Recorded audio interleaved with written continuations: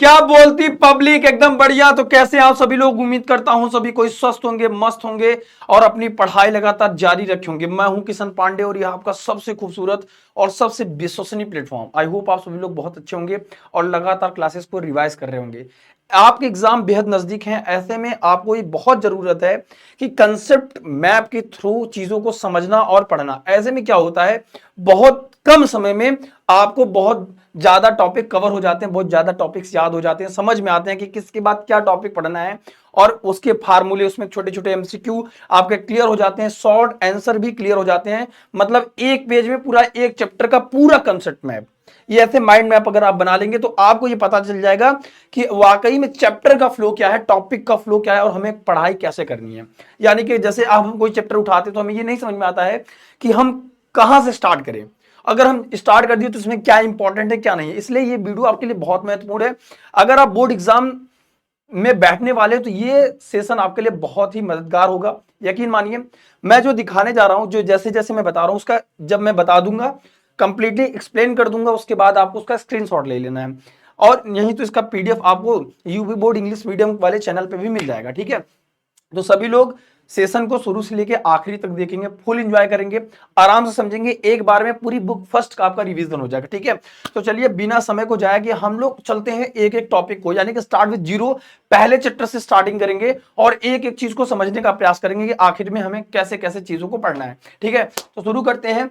ये book first का complete एक प्रकार से आपका रिवीजन होगा और एक कंसेप्ट मैप है, पूरा रोड मैप है कि कैसे कैसे आप पढ़ोगे। देखिए, जैसे अगर मैं सबसे पहले आपको बता दूं, आपके सामने आपके खोपड़ी पे दिख रहा है, ठीक है, ये टॉपिक।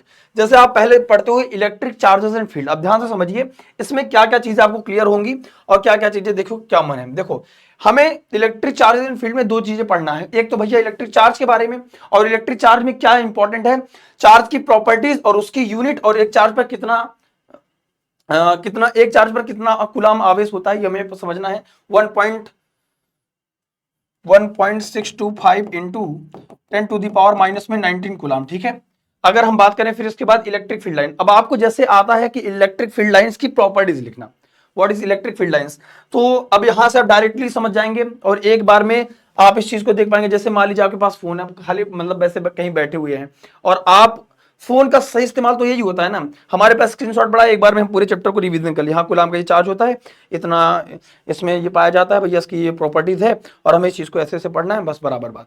और ऐसे क्या होता है कि कभी भी आप बैठे हो, आपका हल्का फुल्का पढ़ने का मन कर रहा है, थोड़ी नींद आ रही है, फिर लेटने गए, और अगर उस टाइम इस चीज को आप पढ़ोगे तो ये चीज आपके लिए ज्यादा बेनिफिट्स होगी। ये आपके सामने, आंख के सामने ऐसे आता रहेगा और जब एग्जाम में आएगा तो आप सीधे डायरेक्ट लिख पाओगे। ठीक है, अब इलेक्ट्रिक फील्ड लाइन एक इमेजिनरी लाइन होता है। ठीक है, उसके बाद lines originate from the positive charge और कहां जाती है भैया, terminate at the negative charge. इसकी ये प्रॉपर्टीज है, never intersect to each other और नेवर फ्रॉम क्लोज लूप, ये कभी क्लोज लूप नहीं बनाती। अब जबकि अब आप इलेक्ट्रिक फील्ड लाइन जितना बढ़िया तैयार करेंगे उतना आपका मैग्नेटिक फील्ड लाइन भी तैयार हो जाएगा। रीजन ये है कि बस आपको इतना करना है कि magnetic field lines also never intersect to each other, और अगर हम बात करें तो मैग्नेटिक फील्ड लाइंस जो है वो क्लोज लूप बनाती हैं but electric field lines never, ऐसा कभी नहीं होता। फिर अगर हम बात करें डायपोल से, अब डायपोल के लिए सीधा आपके formula P equal to 2L/Q। अब आपके सामने क्या होता है ना कि हर चैप्टर्स के फार्मूले भी निकल के आ रहे हैं। देखो, ये कंसेप्ट में आपका बहुत बड़ा फायदा होता है कि कम समय में आप क्विक रिवीजन कर पाते हो, सब्जेक्ट का, पेपर का, किसी भी सब्जेक्ट का हो। तो अगर आप एक माइंड मैप बना लेते हैं पेपर में तो आपको ये पूरा ऐसे फार्मूला एक बार में पूरा चैप्टर ओवरव्यू मिल जाता है कि कैसे कैसे करना। ठीक है, तो चलिए हम थोड़ा सा इसके आगे बढ़ते हैं। ठीक है भाई, हेलो कंप्यूटर महोदय जी, चलते हैं भाई, यहां से थोड़ा आगे बढ़ेगा। अच्छा, हाँ चलिए भाई, ये यहां से बढ़ रहा है। ठीक है, अब यहां से करते हैं जैसे ही हम लोग यहाँ पे थे। ठीक है, अब समझते हैं जैसे हमारे पास है क्वांटाइजेशन ऑफ चार्ज। अब आपको पता है क्वांटाइजेशन ऑफ चार्ज से एक न्यूमेरिकल जरूर हो जाता है, Q इक्वल टू यानी। उसके बाद चार्ज के बारे में complete details, conservation of charge क्या होता है, the total of electric field lines in an isolated system never change, कभी चेंज नहीं होता। और डायपोल के बारे में, डायपोल से रिलेटेड ये दो फार्मूला है जिसका डेरिवेशन आपके एग्जामिनेशन में आता है। तो ऐसे में आपको क्या होगा, इलेक्ट्रिक फील्ड लाइंस का क्या होता है, एक्सियल पोजीशन पे 2p अपॉन का आर क्यूब और इक्वेटोरियल पोजीशन पे p अपॉन में आर क्यूब। अब आपके सामने फार्मूला हो गया और उसके बाद torque on electric dipole placed in electric field tau equal to PE, और पीई साइन थीटा होता है, इंपॉर्टेंट है। स्क्रीनशॉट लेते रहिएगा क्योंकि ये बहुत इंपॉर्टेंट है। फिर जैसे इसी चैप्टर में हम बात करते हैं गॉस थ्योरम। अब चूंकि गॉस थ्योरम बहुत इंपॉर्टेंट है, अब इसमें मैंने उसी चीज को लिया है जो चीज आपके सिलेबस में है। बहुत सी चीजें जो रिड्यूस हो गई उसके लिए हमें परेशानी नहीं होना है ना, रिलेटेड सिलेबस में से। अब जैसे net electric flux through the close surface phi equal to EDS equal to Q upon में ई नॉट एप्सिलॉन नॉट। ठीक है, आगे चलते हैं मेरे भाई। चलो यहां से थोड़ा आगे होगा। अब जैसे हमारे पास है सुपरपोजिशन ऑफ मल्टीपल चार्ज और इलेक्ट्रिक फील्ड। इलेक्ट्रिक फील्ड के बारे में, electric field inside a conductor कितना, ऑलवेज विल बी जे जीरो। ठीक है, कॉन्टिन्यूअस चार्ज डिस्ट्रीब्यूशन का formula, field due to the charge conducting plate पे, कंडक्टिंग प्लेट पे इक्वल टू क्या होता है, सिग्मा अपॉन में एप्सिलॉन नॉट होता है। फिर electric field due to the uniformly charge sphere at inside the surface, outside the surface and on surface. तीनों के लिए फार्मूला आपके सामने है स्क्रीन पर। ठीक है, अब जैसे हम आगे चलते हैं थोड़ा सा, है ना, पूरा एक एक बुक के बारे में। अब जैसे अगर हम बताएं, अगला चैप्टर है जैसे आपका इलेक्ट्रोस्टैटिक पोटेंशियल एंड कैपेसिटेंस। अब इसके बारे में जरा समझिए। अब हमें इनको तीन पार्ट में डिवाइड करके पढ़ना है। एक तो भैया कैपेसिटेंस वाला पार्ट अलग हो गया, समझो इस बात को, इस पूरे चैप्टर का एक बार माइंड में से क्या फायदा होता है। उसके बाद सबसे पहले हम समझेंगे कि भैया पोटेंशियल क्या होता है, पोटेंशियल डिफरेंस क्या होता है। फिर हम बात करेंगे इक्विपोटेंशियल सरफेस। हमने इस चैप्टर को तीन बराबर भागों में डिवाइड कर दिया, अलग अलग कर दिया। अब सबसे ज्यादा इसमें इंपॉर्टेंट क्या है, इसका फार्मूले की प्रूविंग। क्या, capacitance of the parallel plate capacitor C equal to epsilon naught A upon में D। जैसे ये बहुत ही महत्वपूर्ण है हमारे लिए। फिर आता है व्हेन अ डाइलेक्ट्रिक स्लैब, अगर डाइलेक्ट्रिक स्लैब हो तो बस कुछ नहीं करना है, डाइलेक्ट्रिक कांस्टेंट से क्या कर देना है, मल्टीप्लाई कर देना है, बात खत्म। और कैपेसिटर ऑफ स्फेरिकल कैपेसिटर, ये आपको नहीं समझना है। अगर मैं बात करूं तो इसको छोड़िए, C equal to 4 pi epsilon naught R। इससे आपका क्या बनेगा, न्यूमेरिकल बन जाएगा। C equal to 4 pi epsilon naught into R equal to capacity. ठीक है, उसके बाद जैसे अगर हम बात करें इक्विपोटेंशियल सरफेस, कभी कभी आपको डायरेक्ट डेफिनेशन पूछ लिया जाता है, व्हाट इज इक्विपोटेंशियल सरफेस। क्या होता है equipotential surface, potential is the same at all point, all point पे, सरफेस के ऑल पॉइंट पे पोटेंशियल क्या होता है, will be the surface component of electric field parallel to the equipotential surface will be the zero. अगर मतलब आप समझिएगा, अगर आपके पास कोई कंडक्टर है और अगर आप उसको चार्ज देते हैं तो चार्ज इक्वली उसके सरफेस पर डिस्ट्रीब्यूट हो जाता है, और उसके अंदर अगर हम इनसाइड सरफेस बात करें तो जीरो होता है, बिकम्स जीरो। ठीक है, फिर कह रहा है potential due to the point charge, इसके लिए formula V equal to 1/4 pi epsilon naught Q upon में R होता है। कभी कभी इसके बीच में रिलेशन पूछ लिया जाता है कि ये इनवर्सली प्रोपोर्शनल है R के स्क्वायर के क्यूब के, या फिर नन ऑफ द अबव। ऐसे भी आपके एग्जांपल्स में पूछ लिए जाते हैं। या फिर कभी कभी पूछता है कि अगर हम डिस्टेंस को इंक्रीज कर दे तो पोटेंशियल डिफरेंस में क्या इंपैक्ट पड़ेगा चार्ज के बीच में।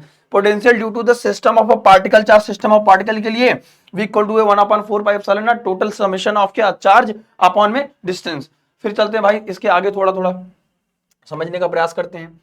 फिर जैसे अगर मैं आपसे कह दूं, जैसे ये फार्मूला बहुत इंपॉर्टेंट है आपके लिए, दो फार्मूला। ठीक है, potential due to dipole V equal to 1/4 pi epsilon naught P cos theta upon R square. ये जो होता है स्टैंडर्ड इक्वेशन होता है।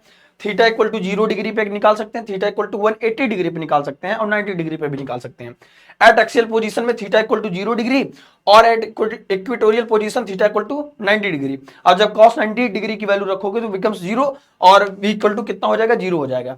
जैसे हम इलेक्ट्रिक फील्ड वाले में एक्सियल और डायपोल के लिए हम निकालते थे electric field and density due to dipole at axial position और एट इक्वेटोरियल पोजीशन, सेम उसी प्रोसेस में इसको भी हम लेके चलेंगे। ठीक है, चलिए समझते हैं। फिर आता है कि डाइलेक्ट्रिक कांस्टेंट किससे कहते हैं, dielectric is an electric insulator that can be polarised by the application of electric field से। जैसे टाइप्स, कितने टाइप्स का होता है, पोलर, डाइलेक्ट्रिक, नॉन पोलर। सिर्फ आपको इसका टाइप पढ़ना और डेफिनेशन, बस इससे ज्यादा डाइलेक्ट्रिक के लिए आपको बहुत ज्यादा दिमाग नहीं लगाना है।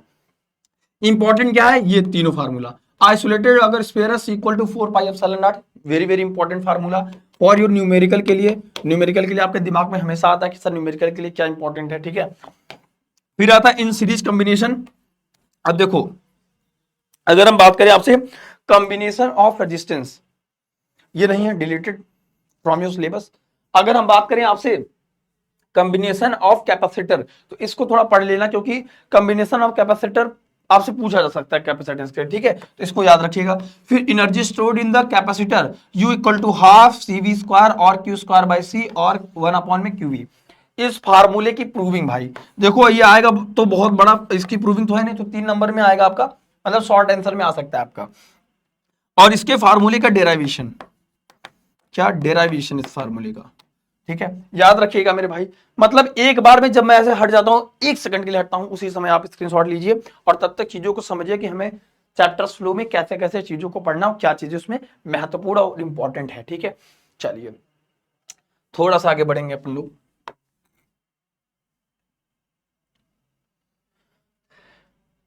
अगर हम बात करें फिर ये नहीं, फिर अगर हम बात करें ये, चलिए बहुत बढ़िया। अब इस चैप्टर जो है करंट इलेक्ट्रिसिटी मोस्ट इंपॉर्टेंट है भाई ये चैप्टर।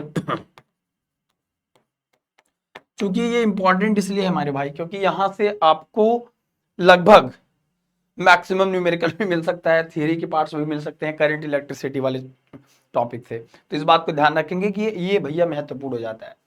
अब जैसे इसमें हम सबसे पहले इलेक्ट्रिक करंट को, करंट डेंसिटी और ड्रिफ्ट वेलोसिटी, ये 3 चीजें जो बहुत ही महत्वपूर्ण है। इलेक्ट्रिक करंट आपका, करंट डेंसिटी बहुत इंपॉर्टेंट, फिर आता है ड्रिफ्ट वेलोसिटी, ये बहुत इंपॉर्टेंट आपके लिए, ठीक है। सबसे पहले आप समझेंगे करंट क्या होता है, करंट का डेफिनेशन क्या होता है, करंट की यूनिट क्या होती है, rate of flow of charge through a conductor I equal to Q upon T, coulomb upon में सेकंड, या फिर हम सीधे कर देंगे एम्पियर, ठीक है। फिर अगर हम बात करें करंट डेंसिटी का, J equal to I upon ए, सीधा आप ये लिखेंगे J equal to I upon ए। कभी कभी जैसे आपको क्या होता है ना कि सिर्फ फार्मूला पता रहता है तो उसमें आप फिर भी अपने से डेफिनेशन लिख सकते हो। उसको कैसे तरीका समझिए, अगर हम इसको यूनिट एरिया मान ले, यूनिट एरिया में जितना करंट फ्लो होगा वो उसके लिए क्या कहलाएगा, करंट डेंसिटी कहलाएगा, बात खत्म। एम्पियर अपॉन में मीटर का स्क्वायर, इसकी यूनिट लिखना हो तो एम्पियर अपॉन में मीटर का स्क्वायर इसकी यूनिट हो गई, खत्म बात। फिर आता है drift velocity. Drift velocity is the most important. Drift velocity average velocity attend by the charge particles is called drift velocity. Simple process है। हाँ थोड़ा सा आपको एक काम ये करना पड़ेगा मेरे भाई, थोड़ा सा आपको बस इतना एक कंडक्टर बनाना पड़ेगा छोटा सा, और इसको किसी बैटरिया से जोड़ देंगे और इसमें इलेक्ट्रॉन चार्ज को मूव करा के ड्रिफ्ट वेलोसिटी का डायरेक्शन ऐसे दिखाना पड़ जाएगा। इतना दिखा देंगे तो आपको एग्जामिनर थोड़ा सा नंबर दे देगा, अच्छा खासा नंबर के लिए सोच विचार रहे हो तो उसके लिए मैं बता रहा हूं, है ना। चलिए आगे समझते हैं सुकून से, है ना। उसके बाद इधर आ जाते हैं। अब करंट इलेक्ट्रिसिटी में लगभग लगभग आपको किरचॉफ लॉ अलग ही उसमें मिल जाएगा, अलग ही टॉपिक में मिल जाएगा, अलग चैप्टर्स में मिल जाएगा, रेफरेंस के बुक्स में, है ना। ये मोस्ट इंपॉर्टेंट, इसका वर्किंग प्रिंसिपल और उसका डेरिवेशन आएगा ही, और आपको ऐसे ही हुबहू डायग्राम बना के उसके बाद आपको उसको सॉल्व करना है। फिर अगर हम बात करें किरचॉफ के दोनों लॉ इंपॉर्टेंट है। Algebraic sum of all this current directed towards points of junction is zero, यानी कि इंटरिंग द और आउटवर्ड, आने वाली करंट और जाने वाली करंट का दोनों को इक्वल कर देंगे तो यहाँ से आपको एक फार्मूला भी जनरेट हो जाएगा, sigma I equal to zero, यानी कि आने वाले करंट का सम बराबर जाने वाले करंट का सम। डायरेक्शन अगर आपको पता होगा तब आप इसके फार्मूले पे जो भी बहुत छोटा छोटा न्यूमेरिकल पूछा जाता है वो आप बड़े आसानी से कर ले जाओगे, ठीक है मेरे भाई। चलिए चलते हैं थोड़ा सा आगे समझने का प्रयास करते हैं। ओ ठीक है, किरचॉफ लॉ पे आपको देखो जितने फार्मूले दिख रहे हैं सबको आपको एक एक चीज महत्वपूर्ण है, पहले पूरा स्क्रीनशॉट लीजिएगा। मैं कहूंगा मेरे भाई पहले आप स्क्रीनशॉट लेंगे, ठीक है, ले लिया। अब समझो इस बात को, जैसे व्हाट इज मोबिलिटी, मोबिलिटी क्या होता है, ठीक है। मोबिलिटी में कभी कभी ये जैसे लिखा है tau average collision of time, relaxation time, तो उसमें क्या होता है ना कि आपको कोई फार्मूला अगर आता भी है और उस फार्मूले को आप प्रूविंग कर देते हो, फिर भी एग्जामिनर आपसे क्या पूछता है उसमें कि जो भी इसमें साइन यूज हुए हैं उनका क्या मतलब है, उसके बारे में भी आपको लिखना होता है, ठीक है, याद रखेंगे। फिर रेजिस्टेंस के बारे में, रेजिस्टेंस के फार्मूले पे आता है, और रेजिस्टेंस का हमारे थर्मल पे, थर्मल कंडक्टिविटी जैसे हो गई हमारी, और हीट पर क्या डिपेंडेंसी होती है, अगर रेजिस्टेंस और हीट में क्या डिपेंडेंसी होती है, अगर हम लेंथ को बढ़ा दें, एरिया को बढ़ा दें तो रेजिस्टेंस पे क्या इंपैक्ट पड़ेगा, तो ये चीज़ें बहुत पूछी जाती हैं आपसे। फिर रेजिस्टिविटी आता है। रेजिस्टिविटी क्या होता है भैया, कंडक्टिविटी का क्या होता है, जस्ट अपोजिट, रेसिप्रोकल होता है, ठीक है। फिर आता है हमारे पास जैसे ये वाला फार्मूला, अब इस पे आते हैं। पहले अब हम आपको बता देते हैं कि ये जो पार्ट चल रहा है ये आपका जिसे इनिशियल बेस पे पहले आपको क्या पढ़ना है, इस बात को समझिए। पहले आपको इस वाले पोर्शन को सबसे पहले पढ़ना है, इस वाले को, उसके बाद इस चीज को पढ़ना है। ये हम आपको कंसेप्ट में बता रहे हैं कि आपका माइंड मैप बन जाए कि पहले हमें कैसे कैसे चैप्टर का फ्लो पढ़ना है। अगर चैप्टर का फ्लो पकड़ लेंगे तो आपको एक के बाद एक चीजें क्लियर भी होती रहेंगी, क्योंकि जो चीजें आगे आएंगी उसमें थोड़ा सा पीछे वाला कनेक्शन थोड़ा सा जुड़ा रहता है, तो उस कनेक्शन को आप भी ब्रेक कर पाओगे कैसे कैसे होता है। ठीक है, अब जैसे सबसे पहले आपको ये पढ़ना है कि करंट क्या होता है, करंट डेंसिटी क्या होता है, मोबिलिटी क्या होती है, ओम्स लॉ क्या होता है, रेजिस्टेंस क्या होता है, रेजिस्टेंस किसे कहते हैं, कंडक्टिविटी क्या होता है, और रेजिस्टेंस का उस पर क्या इंपैक्ट पड़ता है। उसके बाद आप जैसे इसको पढ़ोगे, लूप लॉ, लूप लॉ जैसे किरचॉफ के दो लॉ थे, तो पहला लॉ जैसे कंजर्वेशन ऑफ चार्ज पर डिपेंड है, दूसरा लॉ कंजर्वेशन ऑफ एनर्जी पर बेस्ड है। उसके बाद loop algebraic sum of all, उसमें करंट था, इसमें potential difference along the close loop. अब इसमें आपको ऐसा नहीं बनाना है, इसमें आपको एक लूप बना के दिखाना है उसके बाद, है ना, तब एग्जामिनर समझेगा कि आपको आता है। इसकी प्रूविंग दोनों किरचॉफ के दोनों लॉ पे न्यूमेरिकल याद रखना।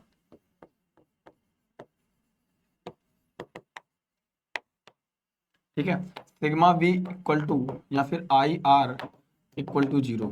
ठीक है, फिर कॉम्बिनेशन रेजिस्टेंस तो है नहीं, तो कॉम्बिनेशन ऑफ क्या, सेल, तो पैरेलल और सीरीज और मिक्स्ड कनेक्शन। ठीक है, अगर हम बात करते हैं, थोड़ा सा आगे बढ़ते हैं इसके, ठीक है, फिर हम आपको दिखाते हैं। अब जो मैं दिखाने जा रहा हूं वो और भी महत्वपूर्ण है मेरे दोस्त,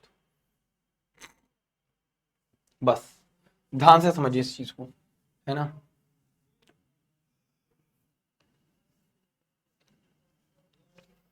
इसको एक पॉइंट कम कर देता हूं, ज्यादा कम हो गया क्या, एक पॉइंट बढ़ा देता हूं, मतलब इधर वाला दिखना चाहिए बस। हाँ दिख रहा है, ठीक है, ठीक दिख रहा है भाई, हाँ दिख रहा है।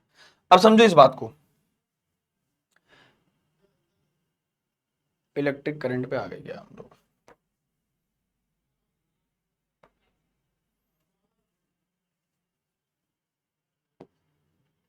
आइए समझते हैं।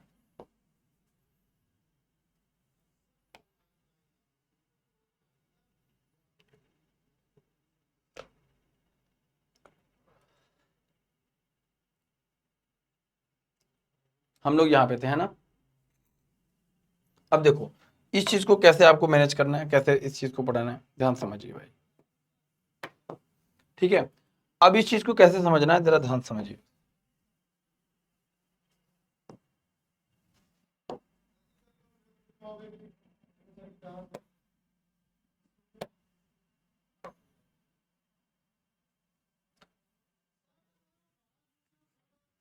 देखिए, अब जैसे अगर मैं आपसे कह दूं, इसमें समझने का प्रयास करिए, temperature dependence of resistance, resistance का टेम्परेचर पे क्या डिपेंडेंसी होती है, सबसे इंपॉर्टेंट बात।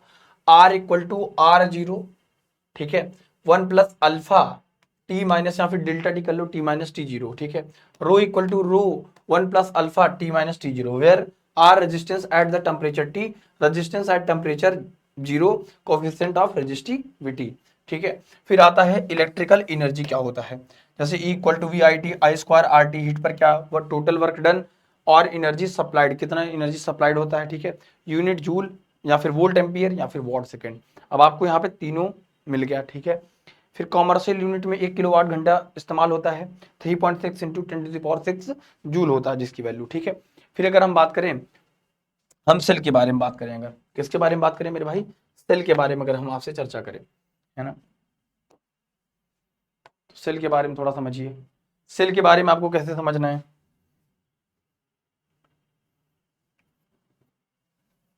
अब जैसे मैंने आपको ये बता दिया, ठीक है,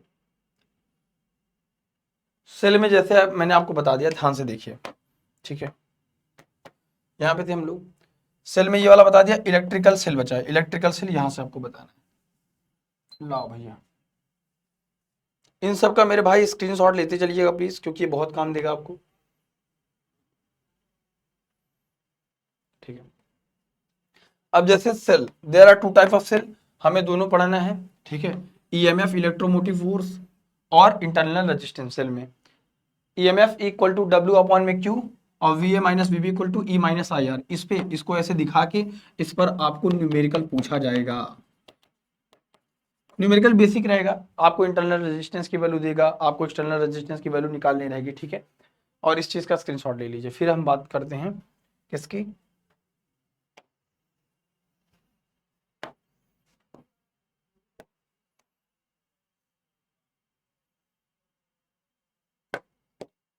फिर आता है मूविंग चार्ज एंड मैग्नेटिज्म।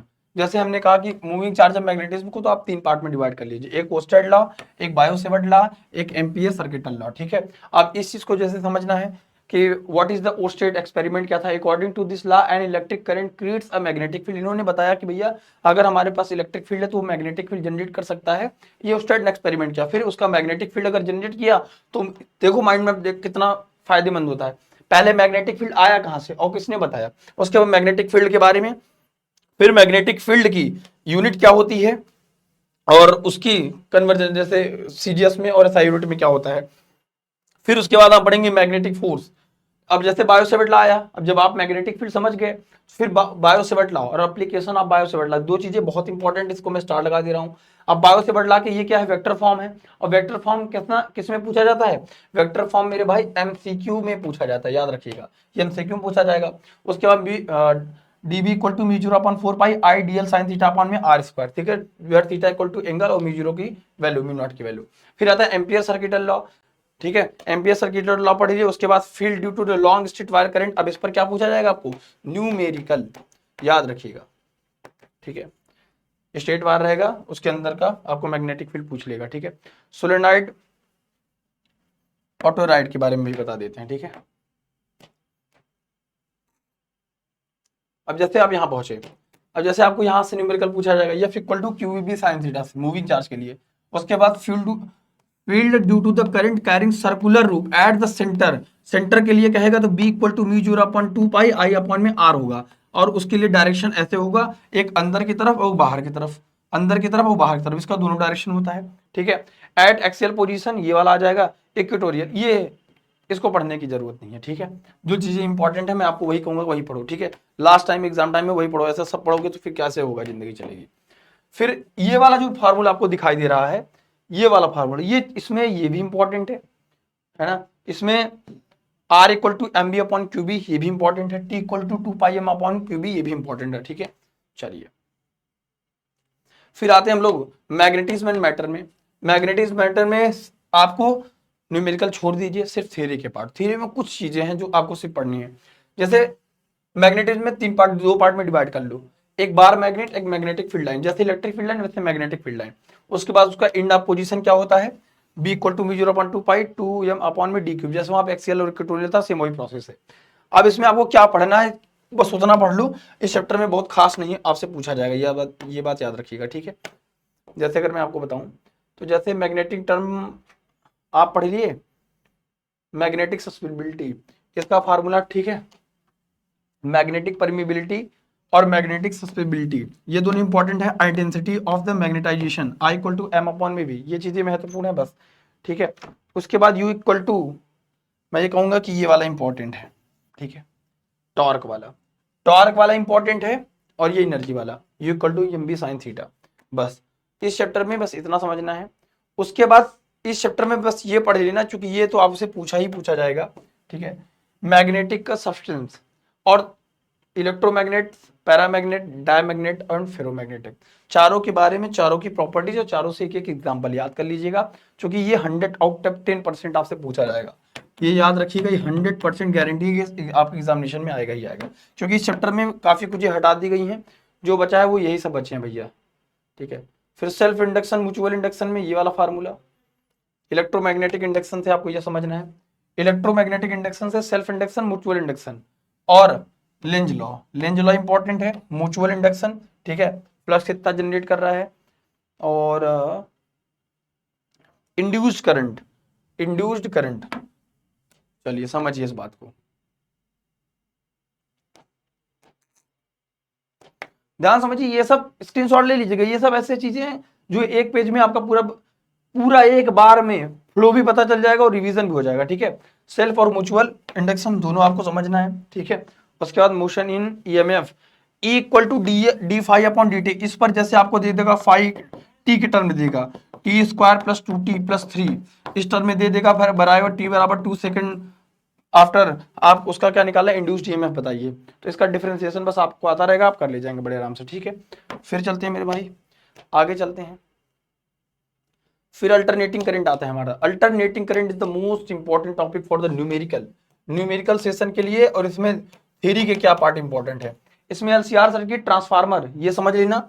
इसके बाद इस चैप्टर का जितना भी आपको एसी सर्किट दिख रहा है, एलसीआर सर्किट के जितने ऐसे फार्मूले दिख रहे हैं छोटे छोटे, ठीक है, एलसीआर सर्किट में इंपेडेंस का, ठीक है, और टेन फाई का, condition of resonance most important चीज। उसके बाद ट्रांसफार्मर की तो पूरी आपको वर्किंग प्रिंसिपल लिखनी पड़ेगी, ये तो एक बार में आप इतना याद रहेगा तो इसको आप बना के आराम से लिख पाओगे, ठीक है। अल्टरनेटिंग करंट में ये इंपॉर्टेंट। फिर आता है भैया इसमें RMS value of, mean value of और peak value of alternating current, तीनों इंपॉर्टेंट है। फिर कैपेसिटिव सर्किट, ये तो डायरेक्ट फार्मूला है, ये तो आप कर ले जाएंगे आराम से। बाकी रेजोनेंस की condition is the most important. LCR circuit और रेजोनेंस और ट्रांसफार्मर इस चैप्टर से पढ़ लेना, और ये फार्मूला याद रख लेना। इससे ज्यादा इस चैप्टर क्षमता नहीं आपसे पूछ ले, और आप इतने में इस चैप्टर को निपटा डालेंगे। फिर लास्ट, इसमें पहले बुक का लास्ट टॉपिक है इलेक्ट्रोमैग्नेटिक वेव में। इलेक्ट्रोमैग्नेटिक वेव में इसकी कैरेक्टरिस्टिक्स, और हमने आपको बताया था कि गामा रेज यूवी लाइट के साथ, ये वाला ट्रिक याद कर लेना, क्योंकि इसमें क्या इंपॉर्टेंट है पता है, इसमें infrared, visible light, UV rays, X rays, किसकी पेनिट्रेशन पावर ज्यादा है, किसका वेवलेंथ कम है, किसका वेवलेंथ ज्यादा है। बस एक छोटी सी ट्रिक से आप इस चीज को आराम से कर ले जाओगे, ठीक है। याद रखना, यूवी रेज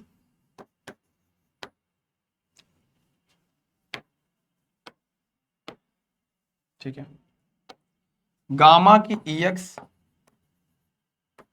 गामा की EX यूवी लाइट के साथ